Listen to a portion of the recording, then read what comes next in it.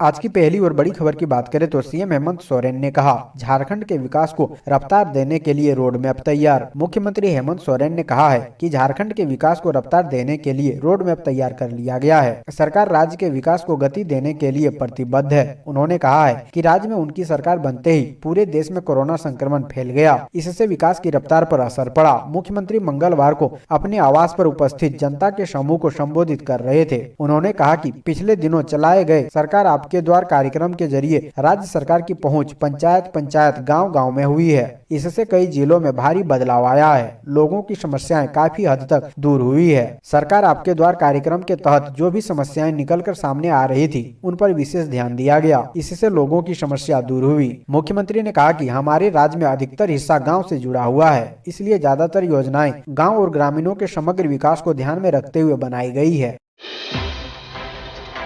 अगली बड़ी खबर की बात करें तो Indian Red Cross Society Ranchi में भारी अनियमितता, कार्यकारिणी कमेटी भंग करने का राज्यपाल ने दिया आदेश। Indian Red Cross Society Ranchi जिला शाखा की कार्यकारिणी कमेटी को तत्काल प्रभाव से भंग कर दिया गया है। राज्यपाल सह इंडियन रेड क्रॉस सोसाइटी के अध्यक्ष रमेश बेस ने सोमवार को अनियमितता पाए जाने पर यह कार्रवाई की। जाँच रिपोर्ट मिलने के बाद अनियमितता में दोषी पाए गए डॉक्टर सुशील कुमार, तत्कालीन सचिव डॉक्टर उषा नरसरिया, तत्कालीन सदस्य डॉक्टर अशोक कुमार प्रसाद, सदस्य डॉक्टर जयप्रकाश गुप्ता, कोषाध्यक्ष मलकेट सिंह को दोषी पाया और उसके विरुद्ध कानूनी कार्रवाई और एफआईआर का आदेश दिया। अगली बड़ी खबर की बात करें तो झारखंड के राज्यपाल ने कहा, आश्वासन नहीं, मुझे परिणाम चाहिए, खाली पदों को तुरंत भरने का आदेश। राज्यपाल सह कुलाधिपति रमेश बेस विश्वविद्यालयों के कार्यों की प्रगति से संतुष्ट नहीं है। उन्होंने मंगलवार को विश्वविद्यालयों के शैक्षणिक एवं प्रशासनिक कार्यों की समीक्षा के क्रम में साफ साफ कहा कि 3 माह के कार्यों से वे संतुष्ट नहीं है। विश्वविद्यालयों में समस्याएं आज भी बनी हुई है। उन्होंने अविलंब इसमें सुधार करने के सख्त निर्देश कुलपतियों को देते हुए कहा कि अब केवल आश्वासन देने से काम नहीं चलेगा, उन्हें परिणाम चाहिए। कहा कि वे ये बातें पूरी गंभीरता से कह रहे हैं। अगली बड़ी खबर की बात करें तो अब दुकानदारों को भी मिलेगी 3000 रुपए की पेंशन, जाने रकम पाने की जानकारी। केंद्र सरकार ने अब दुकानदारों को भी पेंशन देने की योजना को अमली जामा पहना रही है। पेंशन योजना की शुरुआत भले ही 2019 में हुई है। इस नियम के अनुसार अगर योजना में रजिस्ट्रेशन कराने वाले की मृत्यु हो जाती है तो लाभार्थी की तरफ से बनाए गए नॉमिनी पति या पत्नी को पारिवारिक पेंशन के रूप में आवेदक की पेंशन का 50% दिया जाएगा। इस योजना के तहत दुकानदारों को भी 60 साल की उम्र के बाद पेंशन मिलने का प्रावधान है। इसके लिए दुकानदारों का सालाना टर्नओवर 1.5 करोड़ रुपया या उससे कम होना चाहिए। अगली बड़ी खबर की बात करें तो सीएम हेमंत सोरेन की सरकार भ्रष्टाचार को दे रही है संरक्षण, बोले झारखंड बीजेपी अध्यक्ष दीपक प्रकाश। झारखंड में भारतीय जनता पार्टी के प्रदेश अध्यक्ष दीपक प्रकाश ने सोमवार को मेदिनीनगर में आरोप लगाया कि मुख्यमंत्री हेमंत सोरेन की सरकार भ्रष्टाचार को संरक्षण देती है। दीपक प्रकाश ने स्थानीय पंडित दीनदयाल उपाध्याय नगर भवन में पलामू जिले के भाजपा कार्यकर्ताओं को संबोधित करते हुए आरोप लगाया कि खनिज संपदा के अवैध दोहन में सोरेन परिवार का सीधा हाथ है और मौजूदा सत्ता से उसे संरक्षण मिला है। हेमंत सरकार पर हमलावर होते हुए भाजपा प्रदेश अध्यक्ष ने आरोप लगाया कि मौजूदा सरकार में भ्रष्टाचार चरम पर है और यह सरकार सिर्फ पैसों की उगाही में लगी हुई है। इसे राज्य की जनता की जरा भी चिंता नहीं है। उन्होंने आरोप लगाया कि इस सरकार में सरकारी पदों की बोली लगाई जा रही है। जो अफसर ज्यादा बोली लगाता है उसे मनचाही तैनाती मिलती है। भाजपा प्रदेश अध्यक्ष ने आरोप लगाया कि राज्य में अपराध एवं उग्रवाद की घटनाओं में लगातार वृद्धि हो रही है। आए दिन बलात्कार, हत्या, लूटपाट एवं अपहरण की घटनाएं हो रही है, जिस पर राज्य सरकार का कोई ध्यान नहीं है। अगली बड़ी खबर की बात करें तो झारखंड सरकार की योजनाओं के उद्घाटन और शिलान्यास में शामिल नहीं हो सकेंगे सांसद। हेमंत सरकार के इस फैसले का विरोध। झारखंड सरकार के मंत्रिमंडल सचिवालय विभाग ने केंद्र व राज्य की योजनाओं के उद्घाटन व शिलान्यास को लेकर नए दिशा निर्देश जारी किए हैं। इन दिशा निर्देशों के मुताबिक अब झारखंड सरकार की योजनाओं के शिलान्यास एवं उद्घाटन समारोहों में स्थानीय सांसद शामिल नहीं हो पाएंगे। झारखंड सरकार ने इस संबंध में पूर्व के निर्देशों का हवाला दिया है। नए निर्देश के मुताबिक केंद्र प्रायोजित योजनाओं में मुख्यमंत्री, केंद्रीय मंत्री, केंद्रीय राज्य मंत्री, राज्य सरकार के मंत्री, स्थानीय सांसद व विधायकों को आमंत्रित किया जाएगा। वहीं झारखंड सरकार की योजनाओं में मुख्यमंत्री, विभागीय मंत्री, स्थानीय मंत्री, 20 सूत्री के प्रभारी मंत्री, स्थानीय विधायक शामिल होंगे। आजसू पार्टी ने झारखंड सरकार के इस नए आदेश का विरोध करने का निर्णय लिया है। अगली बड़ी खबर की बात करें तो झारखंड के स्कूलों को सरकार ने दिया 125 करोड़ अनुदान, 26% ही कर पाए खर्च। झारखंड के सरकारी स्कूलों में रंग रोगन, साफ सफाई एवं जरूरी चीजों की खरीद के लिए समग्र शिक्षा अभियान के तहत 125 करोड़ रुपए दिए गए हैं, लेकिन अभी तक इनमें विभिन्न स्कूलों द्वारा 26% ही राशि खर्च की जा सकी है। मंगलवार को हुई वर्चुअल बैठक में यह बात सामने आने के बाद स्कूली शिक्षा एवं साक्षरता विभाग के सचिव राजेश शर्मा ने सभी जिला शिक्षा पदाधिकारियों एवं जिला शिक्षा अधीक्षकों को खर्च में तेजी लाने तथा 31 मार्च तक 100% खर्च सुनिश्चित करने के सख्त निर्देश दिए। उन्होंने कहा कि यह मामला स्कूलों के सीधे विकास तथा बच्चों की सुविधाओं से जुड़ी है, इसलिए किसी भी हाल में राशि सरेंडर नहीं होनी चाहिए।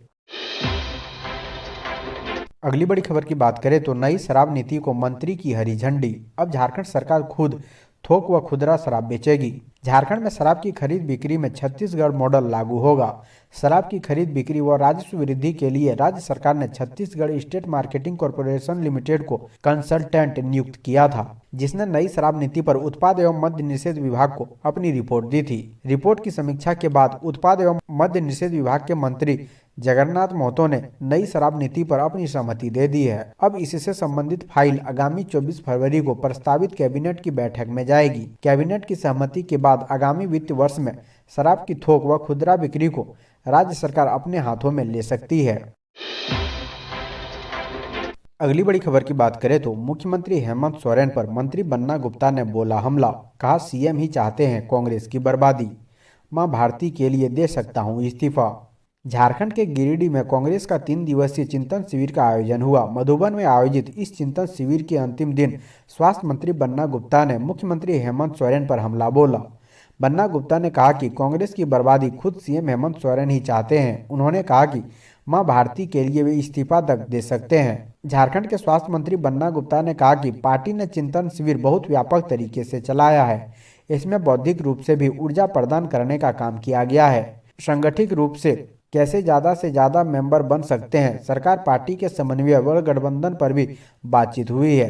कांग्रेस के चिंतन शिविर से शरीर में नई ऊर्जा आ गई है, लेकिन सभी लोगों को दुखी है। बन्ना गुप्ता ने कहा कि हम गठबंधन की सरकार को चला रहे हैं और इस सरकार में हमारी स्थिति जब मांझी ही नाव डुबोए तो उसे कौन बचाए जैसी हालत हो गई है। उन्होंने यह भी कहा कि झारखंड के मुख्यमंत्री हेमंत सोरेन ही चाहते हैं कि कांग्रेस समाप्ति की ओर चली जाए और हमारी पार्टी के सारे वोटर उनकी तरफ चले जाएं, तो ऐसी सरकार का कोई औचित्य नहीं है। अगली बड़ी खबर की बात करें तो बीजेपी आरएसएस झारखंड में अपनी विचारधारा थोपना चाहती है। मधुबन में चिंतन शिविर में ऑनलाइन भाषण में बोले राहुल गांधी। झारखंड कांग्रेस के चिंतन शिविर के अंतिम दिन मंगलवार को मधुबन में वर्चुअल मोड संबोधित करते हुए कांग्रेस के पूर्व राष्ट्रीय अध्यक्ष राहुल गांधी ने बीजेपी और आरएसएस पर निशाना साधा। राहुल गांधी ने कहा है कि बीजेपी आरएसएस झारखंड में अपनी विचारधारा थोपना चाहती है। वे चाहते हैं कि स्कूलों और संस्थाओं में एक विचारधारा डाली जाए। हम जानते हैं कि इन संस्थाओं में झारखंड की आवाज हो, हर जाति धर्म महिलाओं व युवाओं की आवाज हो। उन्होंने कहा कि झारखंड में अलग अलग जाति व धर्म के लोग रहते हैं, कांग्रेस सबकी पार्टी है। अपने करीब 12 मिनट के संबोधन में राहुल गांधी भाजपा पर हमलावर रहे। उन्होंने कहा कि बीजेपी मुस्लिमों के साथ गरीब आदिवासी को डराने धमकाने का काम कर रही है। कांग्रेस को इसके खिलाफ पूरी मजबूती से खड़ा होना होगा।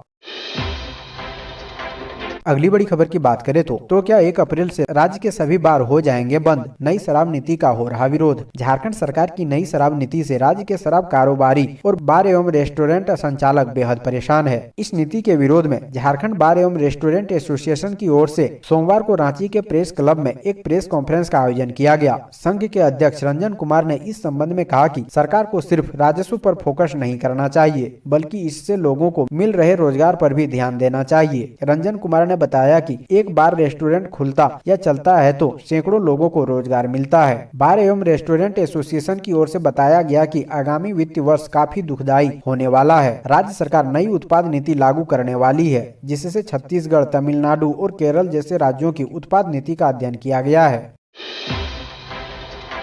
अगली बड़ी खबर की बात करें तो आज झारखंड के 1250 शिक्षण संस्थान के शिक्षक व कर्मचारी रहेंगे हड़ताल पर। जाने क्या है उनकी मांग। राज्य में संचालित 1250 वित्त रहित संस्कृत स्कूल, हाई स्कूल, मदरसा व इंटर कॉलेजों में 23 फरवरी को शैक्षणिक हड़ताल रहेगी। उस दिन पठन पाठन सहित सारी शैक्षणिक गतिविधियां ठप रहेगी। शिक्षक व कर्मचारी काम नहीं करेंगे। शिक्षक संस्थानों के प्रवेश द्वार पर धरना प्रदर्शन होगा। विभिन्न मांगों को लेकर झारखंड राज्य वित्त रहित संघर्ष मोर्चा की ओर से आंदोलनात्मक कार्यक्रमों की घोषणा की गई है। मोर्चा की मुख्य मांगे जैक बोर्ड का पुनर्गठन व वित्त रहित स्कूल, इंटर कॉलेजों का अधिग्रहण, संस्कृत एवं मदरसा विद्यालयों को नियमावली 2015 के अनुसार 2 गुना अनुदान मिले, सेवा शर्त नियमावली मंत्रिपरिषद को सहमति के लिए भेजी जाए, अनुदान की राशि सीधे स्कूलों और कॉलेजों के खाते में भेजी जाए। अगली बड़ी खबर की बात करें तो केंद्र कर्मचारियों के लिए गुड न्यूज। केंद्र सरकार देने जा रही है 10,000 रुपए एडवांस। केंद्र कर्मचारियों के ऊपर फिर से धनवर्षा होने वाली है। 7वें वेतन आयोग के तहत केंद्र सरकार सभी केंद्र कर्मचारियों को होली के लिए 10,000 रुपए का फेस्टिवल लोन दे सकती है। संभवतः इसकी घोषणा फरवरी 2022 के अंत तक हो सकता है। इस तरह की पहल सरकार पहले भी कर चुकी है। केंद्र सरकार के इस स्कीम के तहत सभी कर्मचारियों को 10,000 रुपए का होली फेस्टिवल एडवांस के रूप में मिलेगा। सबसे बड़ी बात यह है कि इस पैसे पर उन्होंने किसी तरह का ब्याज भी नहीं देना होगा। अगली बड़ी खबर की बात करें तो झारखंड में बड़े पैमाने पर हो रही अफीम की खेती। पुलिस ने 3 लोगों को किया गिरफ्तार। 37 एकड़ में लगी अफीम की फसल को किया नष्ट। खूंटी जिला पुलिस ने मंगलवार को अफीम की गैर कानूनी खेती करते हुए 3 व्यक्ति को रंगे हाथ गिरफ्तार किया है। गिरफ्तार तीनों व्यक्ति जिले के अड़की थाना क्षेत्र के रहने वाले हैं। पुलिस ने अफीम की खेती के खिलाफ चलाए जा रहे अभियान के दौरान अड़की थाना क्षेत्र के चीरूडी से 2 और पांडुडी से 1 व्यक्ति को अफीम की खेती से गिरफ्तार किया है। इसकी जानकारी देते हुए जिला पुलिस अधीक्षक आशुतोष शेखर ने बताया कि जिला क्षेत्र में किए गए अफीम की खेती के खिलाफ पुलिस का अभियान जोर शोर से चल रहा है। विभिन्न थाना क्षेत्रों में चलाए जा रहे अभियान के दौरान पुलिस को सफलता मिली है। अगली बड़ी खबर की बात करें तो राज्यपाल रमेश बैस ने गृह मंत्रालय को भेजी रिपोर्ट। झारखंड में चल रहे इन मुद्दों पर जताई अपनी चिंता। झारखंड के राज्यपाल रमेश बैस ने केंद्रीय गृह मंत्रालय को रिपोर्ट भेजकर कहा है कि राज्य में भाषा विवाद, मॉब लिंचिंग, नक्सली घटना से विधि व्यवस्था प्रभावित होने की संभावना है। राज्यपाल ने रिपोर्ट में यह भी लिखा है कि आगामी बजट सत्र और पंचायत चुनाव में इन मुद्दों को लेकर राज्य की विधि व्यवस्था प्रभावित हो सकती है। केंद्रीय गृह मंत्रालय ने राज्यपाल से हाल के दिनों में झारखंड के विभिन्न मुद्दों पर उठे विवाद और हंगामा के संबंध में विस्तृत रिपोर्ट मांगी थी। इसमें खासकर भाषा विवाद को लेकर राज्य के विभिन्न हिस्सों में हुए विरोध आंदोलन, मानव श्रृंखला, पूर्व सांसद के वाहन पर हमला, सीपीआई माओवादी के जोनल कमांडर महाराज प्रमाणिक के अगस्त 2021 में कार्य छोड़ने, प्रशांत बोस उर्फ किशन दा एवं उनकी पत्नी शीला मरांडी के 12 नवंबर 2021 के गिरफ्तार के बाद हिंसा और वारदात। इसके लिए पुलिस मुखाबिरों को निशाना बनाने, साथ ही पुलिस पेट्रोलिंग पार्टी से हथियार लूटने जैसी घटनाओं, संजय प्रधान मॉब लिंचिंग कांड, झरियो देवी मॉब लिंचिंग कांड, पूर्व विधायक गुरुचरण नायक के ऊपर जानलेवा हमला एवं उनके अंगरक्षकों की हत्या व हथियार गोली की लूट, प्रेम सिंह सुरीन की हत्या, बेरम लुगुन की हत्या जैसे विषय शामिल है। मंत्रालय ने राज्यपाल से झारखंड में विभिन्न संगठनों द्वारा पेशा कानून लागू करने की मांग तथा अनुसूचित क्षेत्रों में पंचायत चुनाव कराए जाने का विरोध, नियोजन नीति एवं 1932 के कट ऑफ वर्ष के आधार पर स्थानीय नीति पर चल रहे चीज को लेकर भी विस्तृत रिपोर्ट मांगी थी। अगली बड़ी खबर की बात करें तो बोकारो हवाई अड्डा का निर्माण अंतिम चरण में। विधायक ने बता दिया उड़ान शुरू होने का समय। बोकारो एयरपोर्ट परिसर में सोमवार को समीक्षा बैठक हुई। बोकारो के विधायक बिरंची नारायण ने कहा कि यह बोकारो के लोगों के लिए ड्रीम प्रोजेक्ट है। बोकारो में हवाई यात्रा को लेकर सजग रहा हूँ। विधानसभा के शीतकाल सत्र में भी इस विषय को उठाया था, लेकिन राज्य सरकार इसको लेकर गंभीर नहीं है। BSL प्रबंधन की ओर से काफी सहयोग मिल रहा है। कहा कि बोकारो हवाई अड्डा का काम अंतिम चरण में है। यहाँ रनवे, टैक्सीवे, मुख्य द्वार, fire station, mobile ATC van आदि की सुविधा उपलब्ध है। शुक्रवार को BSL के अधिकारी DGCA से बोकारो हवाई अड्डे के लिए लाइसेंस को लेकर आवेदन देंगे। DGCA की टीम हवाई अड्डे का अवलोकन करेगी। क्लीन चिट मिलने के बाद यहां से व्यावसायिक उड़ान शुरू हो जाएगी। 15 अगस्त से 2 अक्टूबर के बीच हवाई यात्रा शुरू हो जाएगी।